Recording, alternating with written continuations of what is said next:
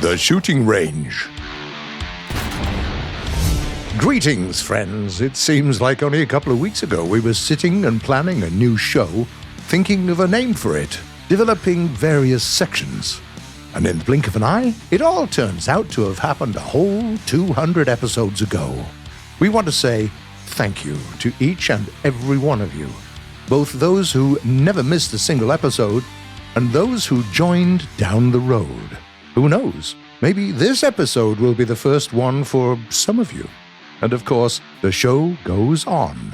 So get yourselves comfy and get ready to see, in this episode, Pages of History, clearing the name of the Helldiver.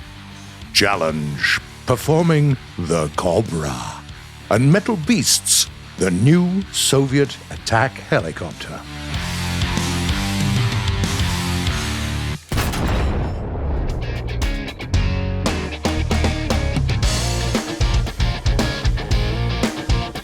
It's time to take a look at one of the most amazing attack helicopters in the game that we've released with the latest update.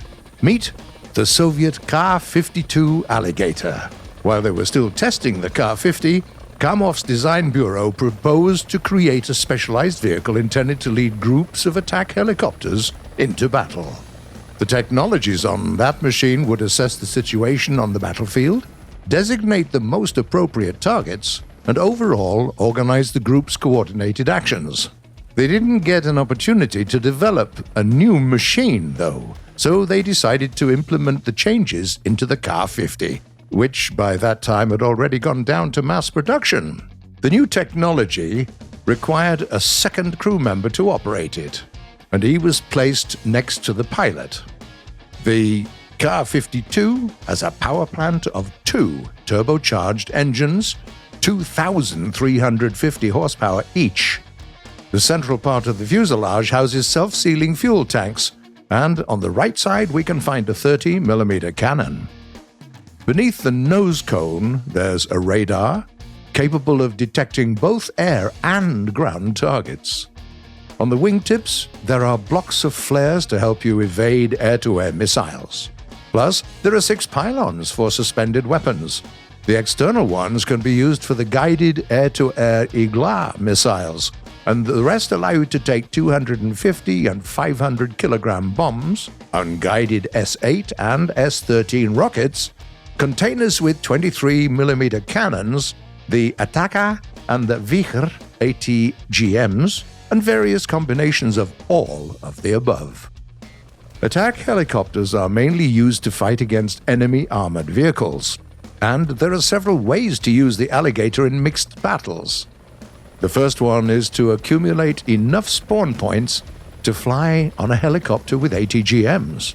We recommend taking a combination of air-to-air missiles, the Vicher ATGMs, and the S-13 unguided rockets. Right from the start, look around, see if the enemy has already spent their point to fly on planes. If you find any, use your air-to-air missiles. If the enemy fighter comes directly towards you, or, on the contrary, away from you, then lock onto it and launch the ATGM. It has a proximity fuse, so this missile will be perfectly capable of destroying not only ground-based, but also not too maneuverable air targets. Now, if the sky is clear, it's time to fight enemy armored vehicles. Switch the radar to ground targets mode and use your thermal sight. Locate the target, lock onto it, and launch the ATGM. Of course, AA Tech poses the most serious threat to you, so stay as far away from these machines as your missiles allow.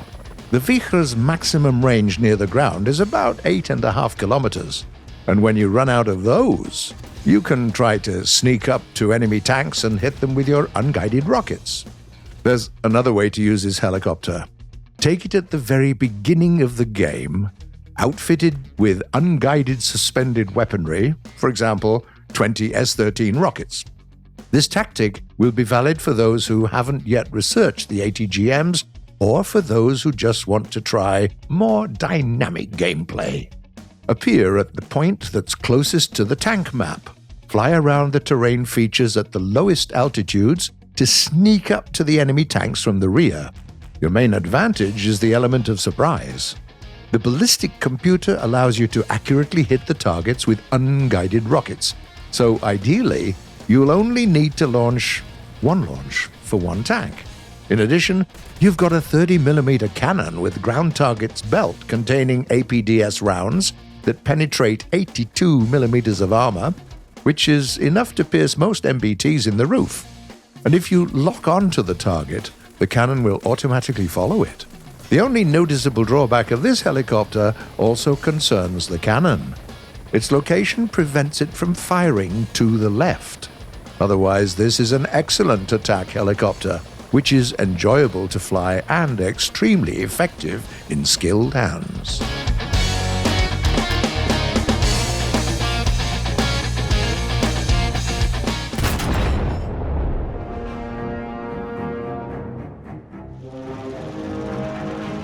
The newest dive bomber by the Curtiss Company, called the Helldiver, was making the pilots of the US Navy furious with all of its shortcomings and teething problems. They were calling the educational film about this plane, that was widely advertised in the fleet, as none other than the worst comedy movie of the year. They were proposing to close the project and use the already assembled planes as anchors for aircraft carriers. They were even joking that such a disgraceful creation of his company makes Glenn Curtiss spin in his grave at a higher RPM speed than the Helldiver's propeller, and that thing tended to overspeed like crazy while diving. The British simply rejected this aircraft, and the Australians, ever famous for their inimitable humor, received 10 vehicles and offered to send the rest to Japan, as military aid. What we're trying to say is it was a huge failure. This dive bomber, torpedo bomber, attacker, and scout aircraft altogether, that was brilliant on paper, let the Navy down at the most critical moment. The impression was so terrible that even its combat debut went almost unnoticed, despite the fact that it was a great triumph. On the 11th of November 1943, it dropped a bomb in a dive and literally tore apart the newest Japanese destroyer, Suzunami, right in the port of Rabaul. Agano and Ubari cruisers were also hit by the blast, and only a miracle prevented them from receiving a lot more damage. In addition, the fleet's most problematic deck-based aircraft, as they were calling it, proved to be incredibly resilient, returning from the battle after having suffered damage so extensive that literally any other type of aircraft wouldn't have survived. At the same time, engineers at Curtiss were working tirelessly, trying to improve the company's last hope. They had to rethink and rework literally everything except maybe for the airframe itself. As early on as the third modification, they completely replaced the propeller group. The updated Helldiver got a quarter more powerful engine and a new 4-blade propeller with electric pitch mechanism. This way, they eliminated the overspeed problem. The air brakes were finally perforated, just like on the famous Dauntless, turning the plane into a proper dive bomber. All that was left was to somehow improve the landing performance, but they only managed to partially solve that problem by reinforcing the land gear stands. After all these changes, triumph ensued at last. The Battle of the Philippine Sea, the Battle of Leyte Gulf, and finally, the pinnacle of success.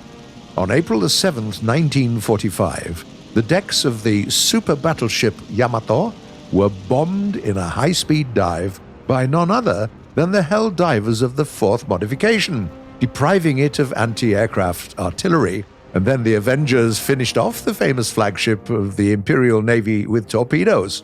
That would be the Grumman Avengers, not the guys from the comics, thank you very much. After that performance, every bit of its bad reputation simply evaporated, and the Helldiver became the most sought-after American deck-based aircraft in the world. As soon as the war ended, France sent a message that today would sound somewhat like this. Yo, can we buy those sick planes that sank Yamato, s'il vous plaît? And following France, the same requests came from Italy, Greece, and Portugal. As for Curtiss Corporation, the problematic project literally crippled the design department.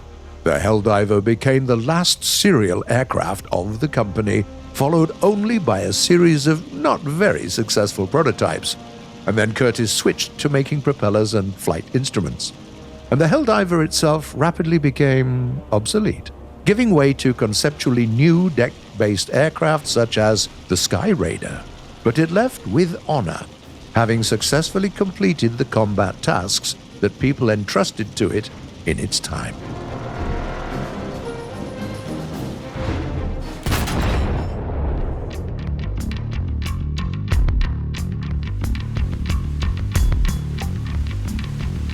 Initially, in this episode, we were planning on holding a naval triathlon of heavy cruisers, but its preparation took a bit longer than expected. So while the ships compete, we'll try something else. A challenge that you've been repeatedly suggesting in the comments. A rare, higher aerobatics maneuver simply known as the Cobra.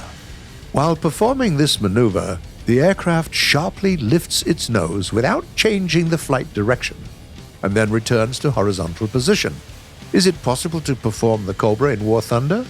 And if so, which planes are suitable for it? Let's figure it out. To get the maximum control over the vehicle, let's assign the toggle control mode option to a conveniently placed button. Cool. Now we can quickly switch to full real control before performing this maneuver. We will also take the lowest amount of fuel and weaponry to make the plane lighter. First, let's try it on the F-100. It's a good fighter jet with effective elevators. We reduce the speed to 550 kilometers per hour, switch to full control, and sharply raise the aircraft's nose while at the same time holding the pitch up button. The angle is not very impressive though, about 35 degrees, but we've only started all this fun, so hold on, let's not get ahead of ourselves. For the next attempt, we'll switch to the British Lightning F6. We repeat the same actions a few times, and then at 500 kph, we manage to get a 40-degree angle. Better, but it still doesn't look that amazing, does it? Let's try to take a lighter aircraft. For example, the T-2. We drop the speed to 450 kph and make several unsuccessful attempts. But then we finally managed to increase the angle by another 5 degrees. Okay, so we're moving in the right direction. Let's try the MiG-19. It has good maneuverability and is surely capable of showing us something more impressive. The speed is about 500 kilometers per hour. We pull the handle and 50 degrees! We're getting closer and closer to something actually resembling the Cobra. What if we take the next version of this fighter, the MiG-21, with its famous triangle wing, keeping the speed at 550 kilometers per hour? Action! And the vehicle pulls its nose up to 55 degrees. That's a great result. But of course, we can finish this challenge with only one plane, a very special one. The aircraft that was actually one of the first to perform the Cobra in reality. The king of dogfights, a top Swedish fighter, the J-35 Draken. After several training attempts, at a speed of 450 kilometers per hour, we managed to pull up its nose almost vertically. The machine remains fixed in this position for a short while, and then returns to horizontal flight. And that is exactly the way to do it. By the way, modern fighters with thrust vector control are actually able to perform this maneuver even more spectacularly, sometimes even going a full 180 degrees. Perhaps you can try and perform the Cobra in the game yourself. Why don't you try and tell us in the comments what became of those attempts?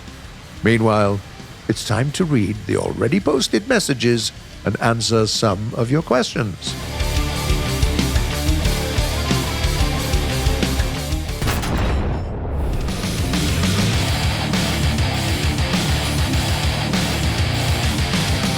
The first message was sent by a player called HOTLINE.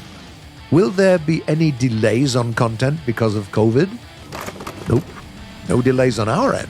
Of course, we do follow the safety guidelines during quarantine and keep our employees safe. But Gaijin Entertainment is an international company with offices in several countries and a lot of years of experience in organizing productive work over great distances. So adapting to the new reality wasn't hard for us. Heckler Koch, I hope we said that right, asks, if all my teammates have a premium account, can we ban formats separately? Indeed, you can. If each member of your squad bans one map, your squad won't end up fighting on any of those. Then, there's a question sent by Samuel Halaj. Can you kill someone with smoke grenade launchers or smoke shells? Yes, you can. Smoke projectiles won't be able to pierce armored enemies, but they're quite dangerous for the crews of vehicles with open cabins. Still, it's not the most optimal way of using these projectiles, to say the least. Crimson Scopes wants to know, do you have auto-rotation for the helicopters in case you lose an engine? Of course. Sometimes you can even successfully land on a damaged vehicle, exactly because of auto-rotation. Just V has another question. You've done best depression. What about best elevation? From an engineering perspective, implementing good depression angles is way more difficult than the elevation ones. You need to make the turret higher so that the hull doesn't prevent the barrel from going down. The breech also needs additional space, otherwise it will just hit the roof of the turret. And at the same time, the turret still has to be as low and compact as possible. This is a very tricky engineering problem. On the other hand, providing for good elevation angles is quite easy. There are lots of machines like this. Take a look at literally any anti-aircraft vehicle. And the last message for today was sent by Apocalyptus CZ. Happy 200th episode! Well, thank you for watching the shooting range. Share your thoughts on the new look of the show and do tell us what other improvements you'd like to see in the future. We'll try our best to make it happen. Once more, that's it for today. You've been watching The Shooting Range by Gaijin Entertainment, which premieres every Sunday at 4 p.m. GMT or noon Eastern Time. With now over 500,000 subscribers, please everyone, subscribe to the channel, click the bell, leave a like, and we'll see you in the next episode in exactly 1 week.